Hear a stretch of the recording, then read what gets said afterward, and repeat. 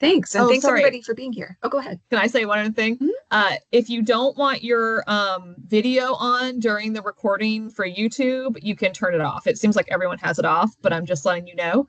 There will be time at the Q&A at the end, but you can also put questions in the chat throughout, and I will monitor them for Anna, because when she is presenting in Teams, it is harder for her to see.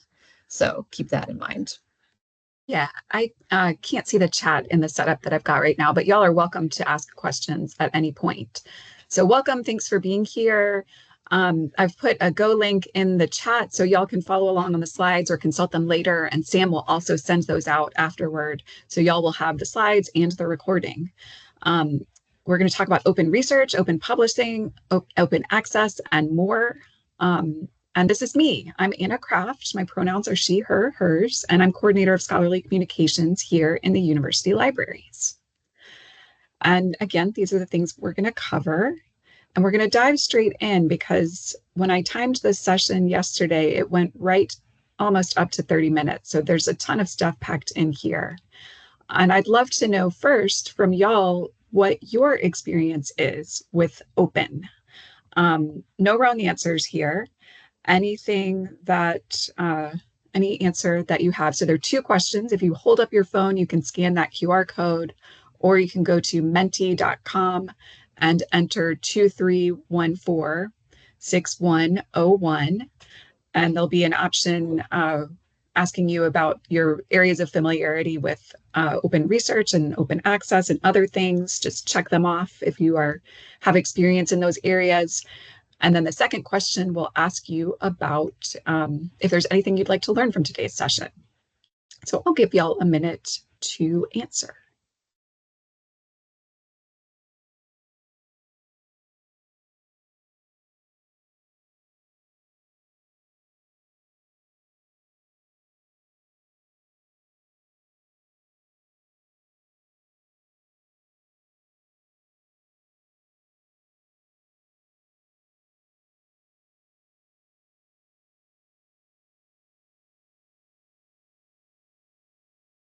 Okay, let's take a look at the results.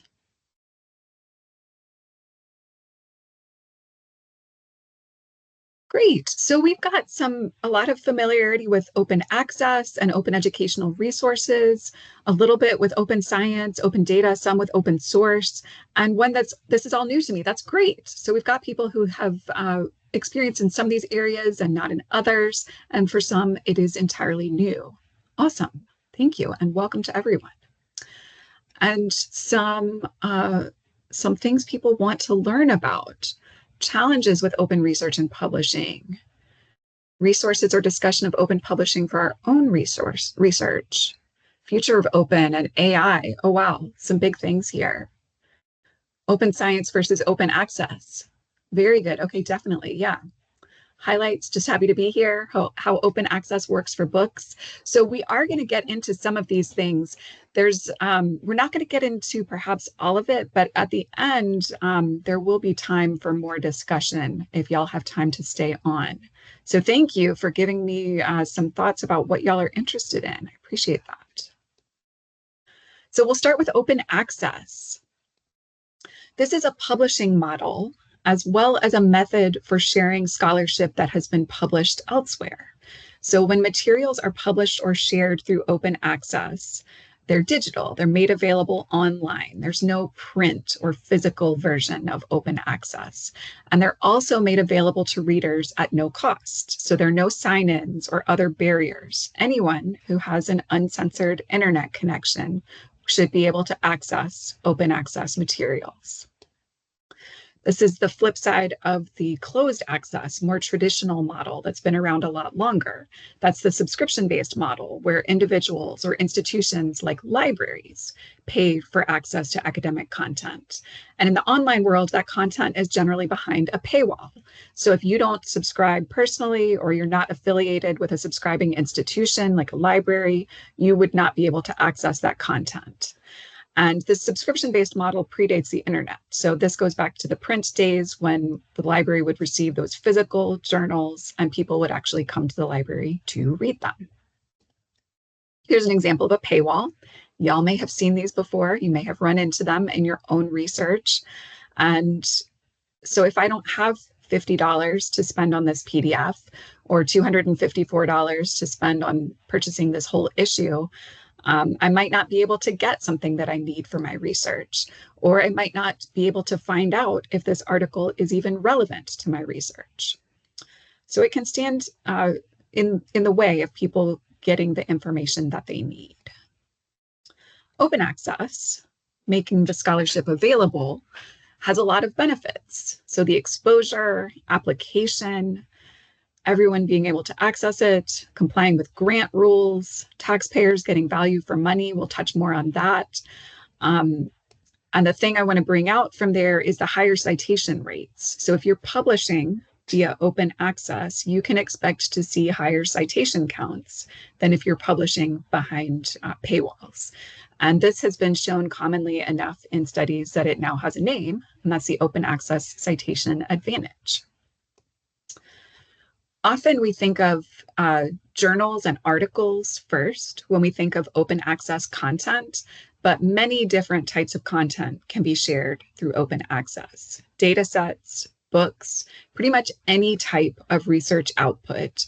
If you have the copyright to it, or you can get clearance from the person or institution that or organization that holds the copyright, and you can share it digitally, then you could share it online through open access.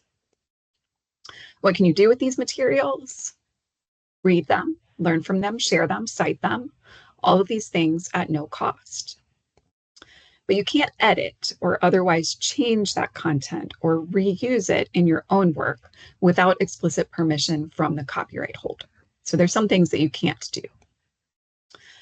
And open access is really becoming a norm and an expectation in some areas of scholarship, especially those areas that receive federal grant funds. So we'll talk more about this in a short while when we talk about open science.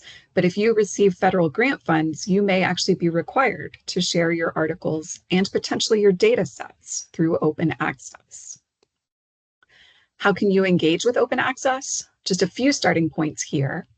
You might want to look at open access journals to potentially publish in. And the directory of open access journals linked here is a great place to start with that. You could share published scholarship or presentation slides, things like that in NC Docs, our institutional repository here at UNCG. And I'll talk more about that at the end of the talk. And you can educate yourself about publisher and journal policies related to open access. One of them from the Public Library of Science is linked on this slide. But if you have a preferred journal or publisher, you might look on their site and see what they say about open access. I want to do a quick sidebar about open peer review because it was mentioned in the blurb about this session. So this provides transparency to what has historically been a very closed process. So traditionally, peer review has been anonymous, both for the author not learning who the reviewers are, and the reviewers potentially not learning who the author is until maybe publication. With open peer review, there is disclosure of those identities, both potentially from the author to the reviewers and from the reviewers to the author, although the point at which identities are shared can vary based on the practices. And it doesn't necessarily include making those reviewer identities available to the public. And peer review practices definitely vary based on individual journals. So open access and open peer review don't necessarily go together. They may, but you're going to want to look at the peer review policies for the journal that you are interested in. And there's some different types of open peer review where what we just mentioned, where authors and reviewers can learn each other's identities versus being anonymized, where you might have open reports where not just identities, but actual reviewer contents or comments would be published or shared alongside the associated article, where typically they are kept confidential. And there's also a model of open participation where the wider scholarly community is invited to comment on a pre-publication piece. So this can take different forms. You'll want to look at the peer review policies of the journal that you're interested in to understand what they expect and how you might engage with that. All right, quickly we'll talk about open educational resources, another type of open. So this is a definition from UNESCO, the United Nations Educational, Scientific, and Cultural Organization. They're a big player in OER because of the way that it can benefit education for everyone, everywhere, freely. These are learning, teaching, and research materials in any format and medium that reside in the public domain or are under copyright that have been released under an open license and that permit no cost access, reuse, repurpose, adaptation, and redistribution by others. So the difference here is that open access is scholarly or educational content that you can read freely, where OER, open educational resources, are more like classroom content, not necessarily publications, but sometimes that's under an open license that is actually more open than open access. It allows you to do more things with it. And we have links here to 2 different guides about open access and OER on our website. The 5 R's, which were mentioned in that definition, these are things that you can do with OER materials. You can keep a copy of them, you can share copies, you can change them, you can combine pieces of them with other things to create something new, and you can reuse the work publicly and potentially even commercially, depending on the license. What are OER materials? Often we think of textbooks, but they can be really anything.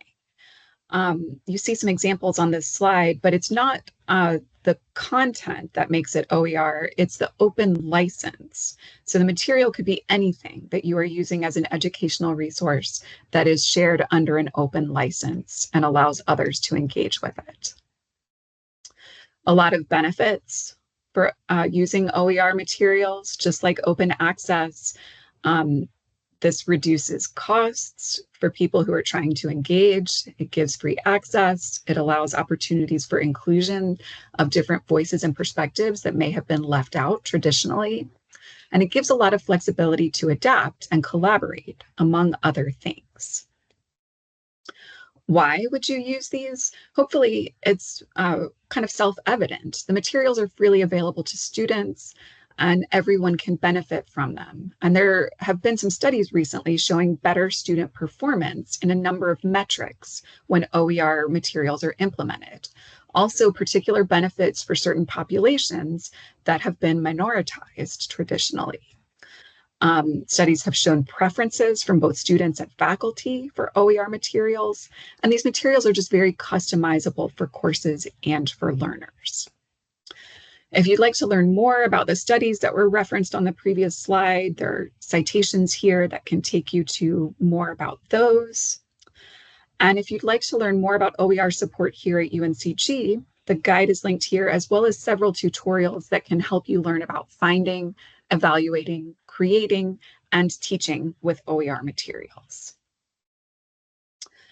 Now we're going to switch gears to talk about open science and open research. And I'm going to remember to share sound so that we can watch about 1 minute of this quick video from the Center of Open Science to give us an introduction.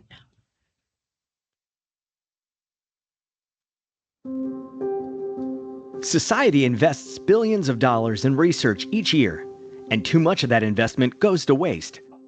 Researchers are rewarded for sensational findings rather than rigorous methods, transparent reporting, and unbiased results. This undermines the credibility of published findings. When others try to replicate the findings, they often fail, and when trying to translate the findings into solutions or cures, they don't work, wasting money, time, and giving false hope. The research culture's dysfunctional reward system and lack of transparency slows the pace of discovery. The open science movement is addressing these problems head-on. Leading funders, publishers, and institutions are developing new initiatives and technologies to help researchers conduct more rigorous and transparent work and improve the availability of research data, materials, and outcomes. All right, we're going to pause it there. So that whole video is only about 6 minutes. It's from the Center for Open Science. It's a really good introduction, and y'all are welcome to watch more of it at another time. Open. Oops. Okay, so there are many different groups and organizations that are involved in open science, and some of them have different, slightly different definitions. But the definition that I want to bring out today is a recent one from the White House Office of Science and Technology Policy and the National Science and Technology Council. Their definition of open science is the principle and practice of making research products and processes available to all while respecting diverse cultures, maintaining security and privacy, fostering collaborations, reproducibility, and equity. So there's a lot packed in there. And this is a federal initiative. So in 2023, the White House OSTP launched the Year of Open Science. And if you'd like to learn more about that, there's an initial fact sheet and a wrap-up fact sheet from this January that talks about that initiative. And it is a continuing effort. You can go to open.science.gov and learn more about that. So this is a big thing in federal scientific research in this country. And as you might guess, many agencies in this country are involved in open science, but it's not just a national effort. UNESCO, again, is a big player, and many other foreign and global organizations are involved in open science because open science is seen as a way to include more people, bring out more voices, and get everyone involved in science and improving science. So the basics for this is that it is trying to improve science, how it's conducted, how it's communicated and shared, both for scientists and for the rest of the world. So trying to apply scientific discoveries and practices to improving and addressing problems that we have. And open science, it goes for transparency, sharing, inclusivity. All of these things are pillars of open science. So I would love to go into more about all of these topics today, but we have to kind of skip, kind of do an overview and highlights. But I wanted to bring out some of these different concepts because they are very similar. We've mentioned open access as focusing on sharing research outputs, published papers, books, other things. Open access can be applied across disciplines. So it's not just related to one specific discipline. Open access is for everyone. Open science is striving to bring that openness, not just to those final research products, though certainly open access is important for open science, but it's not just the final scholarship, the final outputs, but also the processes and data that underlie them. So the whole research process and trying to open that up. And of course, that is applying to the scientific disciplines. But there is also an open research movement that applies similar practices to non-scientific disciplines. So we've got open science for the scientific areas, but we also have open research that applies to other disciplines. And a few other important concepts in this realm: open data. So making data sets available, generally through open access, to help facilitate the validation and sharing and potentially reuse of that data. And with that come the FAIR data principles. And those principles are findability, accessibility, interoperability, and reusability. And those are the best practices to help optimize the reuse of shared research data. So you want your data to be fair. You want it to be findable, accessible, interoperable, and reusable. There's also open source. And I often see people getting this, kind of using it synonymously with open access, but these are actually different. Those similar kind of concept. So open source refers to software that's openly licensed to allow others to use, study, change, or share that software as well as its source code. And using open source is really encouraged along with open science so that this can be a more transparent and accessible process of actually doing the science versus using closed or proprietary systems that might be too expensive for some people and groups to be able to engage with. A few more concepts, and these were mentioned in that video. So y'all may have heard about the reproducibility and replication crises in the sciences. So reproducibility is re-examining and validating the analysis of an existing set of data. So data that might come from a published paper. You want to be able to reproduce the analysis and come to the same conclusion, which in the past has been very difficult, if not impossible, when data sets and processes were not shared. With replication, you're trying to follow those procedures from a given study to repeat what they did, repeat the experiment to obtain your own data set, with the hope that you're going to see the same or similar conclusions. So with reproducibility and replication, these are big areas of open science because with trying to improve science and show that you can validate research results, being able to reproduce and replicate what has been done is critical. And also pre-registration. This is a big thing in certain disciplines, including psychology. And this is where authors are submitting, before they even do their research, they're submitting descriptions of their study methods and proposed analyses before they collect that data.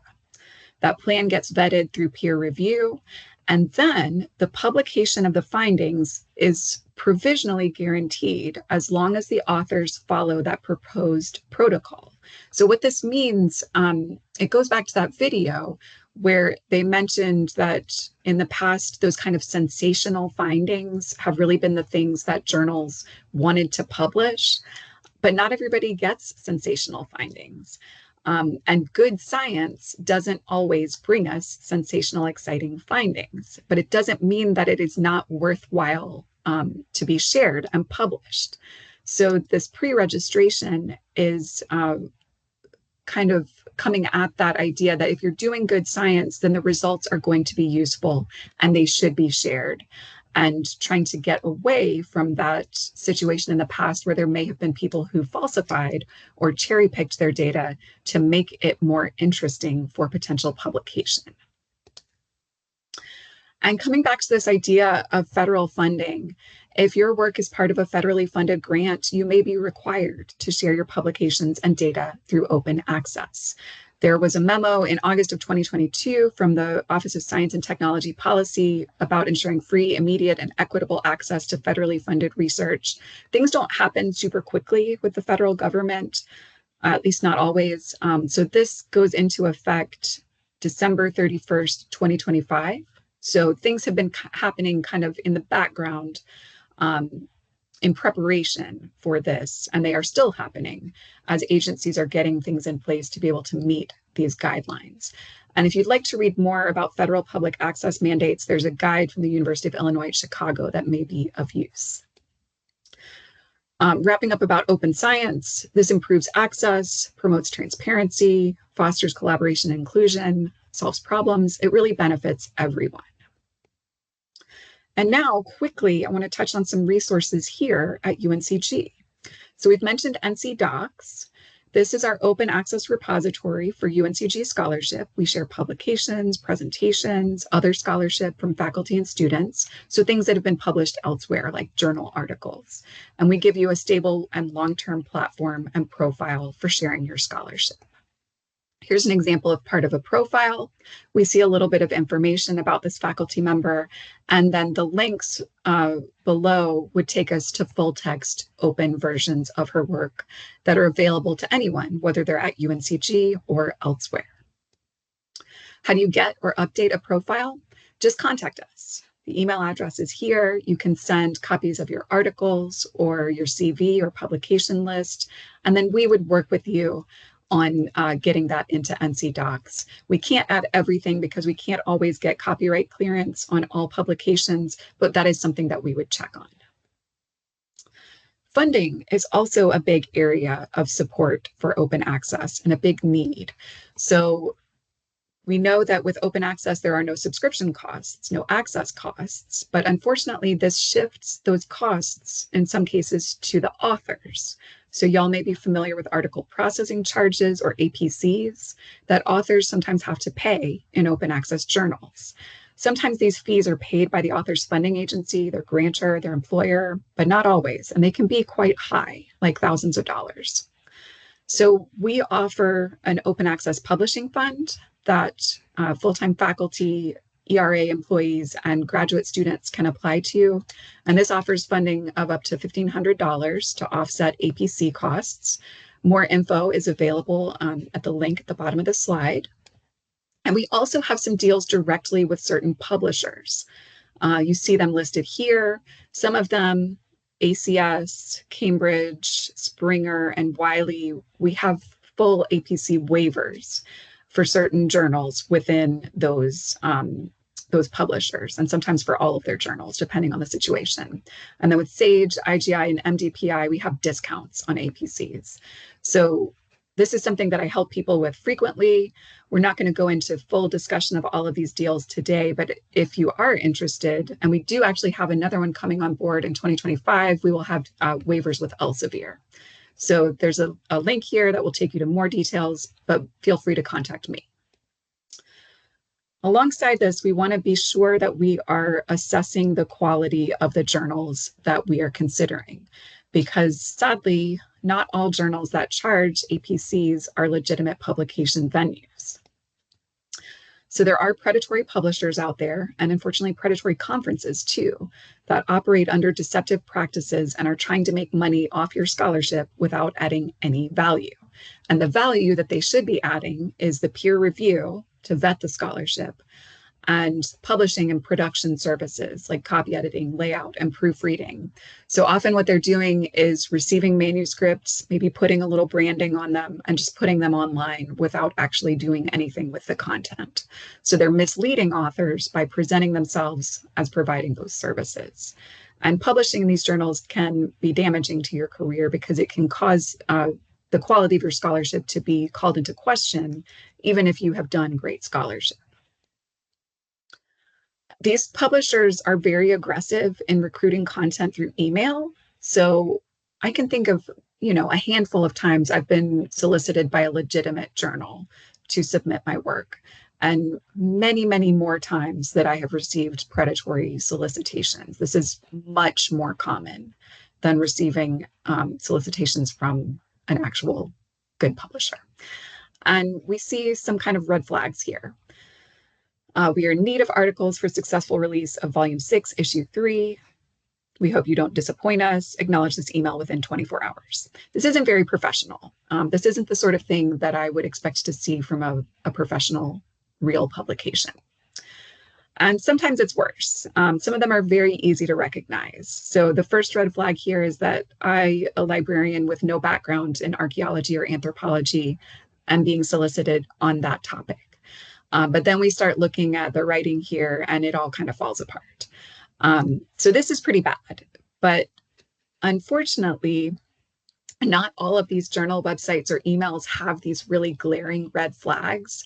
So you want to evaluate a journal really carefully before you submit your work to it, because it can be much more difficult to get your work back.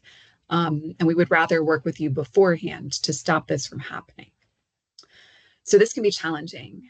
If you have questions about journal quality, please reach out. Y'all all have liaison librarians. You can also reach out to me. We help with this regularly, and we are glad to work with you on this.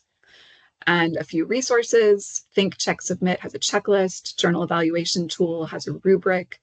And then there are a few presentation slide decks and recordings on this topic that y'all are welcome to watch in YouTube.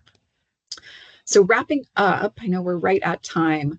The thought I want to leave y'all with is that all of these open areas, open access, open educational resources, open science, they can improve the accessibility of your scholarship and your course materials, among other benefits. And we can help with all of these areas, so definitely reach out if you have questions. And I want to thank y'all for being here, and Sam for running this session. So I'm going to stop sharing so I can see if there are questions in the chat.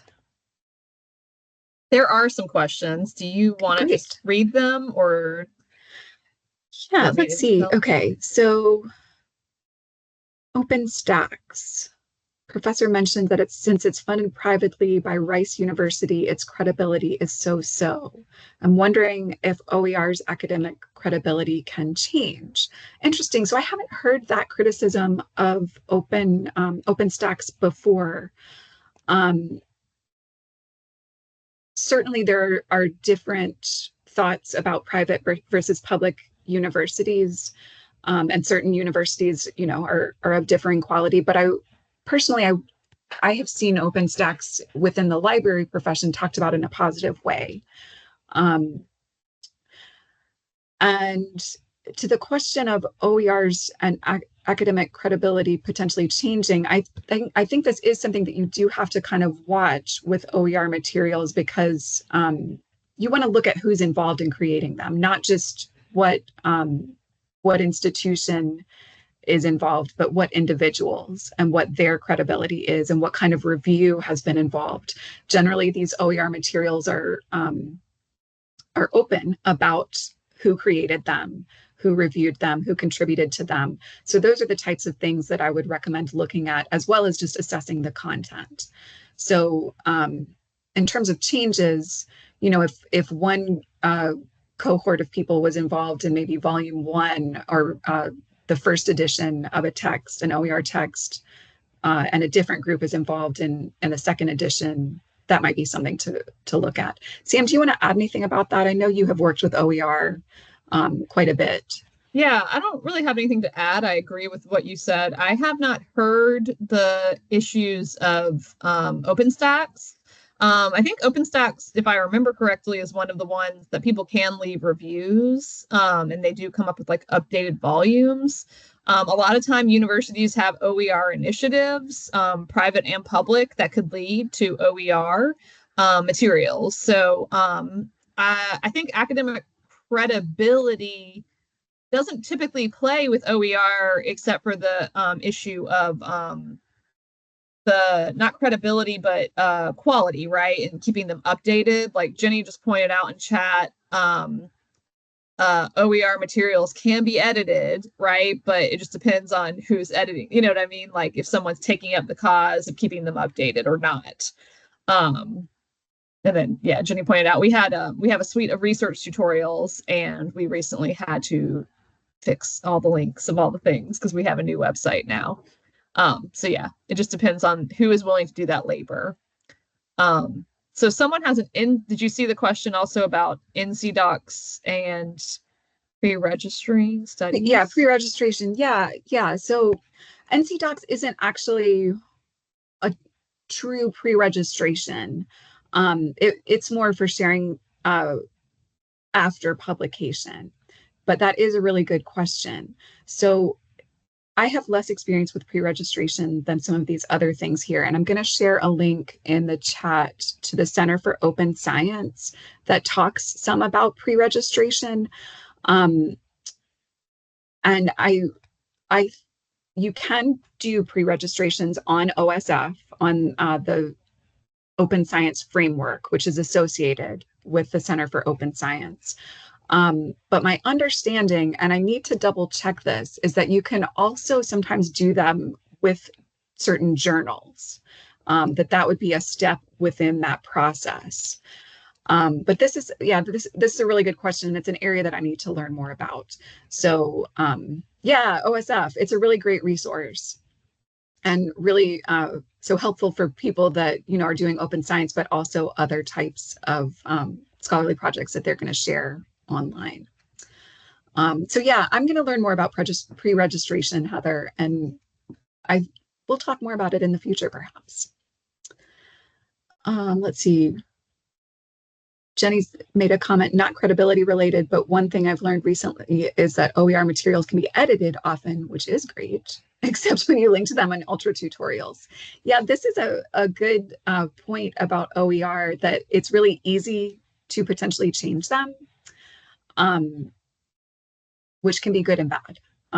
There can be a lot of changes over time that might break links, but it can also mean that the content is really updated in the most recent thing.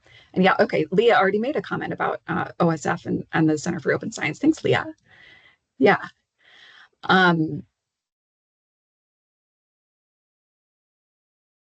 Okay. Any other questions? We didn't quite get to everything that was in. I want to go back to look at the Menti. Yeah, I went to in terms of AI, I went to a pretty good webinar yesterday or the day before from Spark, and that about the future of open access. And there were some mentions of AI, especially in relation to scholarship being used by publishers to feed into these large language models, and how that may affect people's decisions to publish openly or not openly. But right now, I don't think that open access is potentially more or less likely to go into large language models, because those closed access publishers they may be doing whatever they want with your scholarship as well. So it's to be continued. We'll see. Lots more learning to do in that area and developments to potentially see in that area. There was a question about challenges with open research and open publishing. I think some of the hurdle with this is kind of getting started and getting engaged with some of these new areas, and with these getting more comfortable in some situations with the sharing of data and all of these things that people may have traditionally been like, okay, I mean, this has to stay under wraps. Like, I'm not sharing my data with anyone. So it's a different mindset in some situations, but also potentially different tools and different processes. And just anecdotally, from talking to a colleague who has been involved in these kinds of things in the past, he said it has added to his workload on the front end in some situations, with going through these steps of pre-registration and some of these other things that happen along the way. So I think that that can be a barrier that we do have to acknowledge, but the benefits hopefully outweigh that.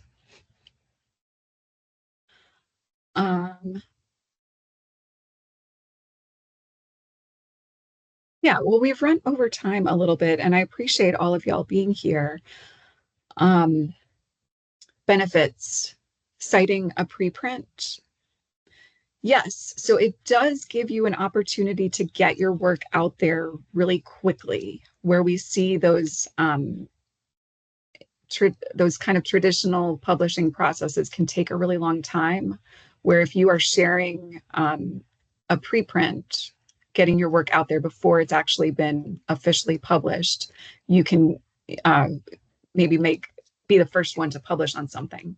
Can you cite a preprint in a journal?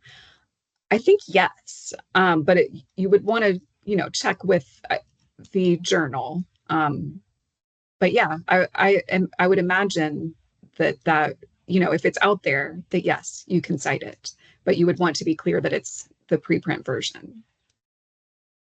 And there may be journal policies about that. So yeah. Yes, jinx, Sam.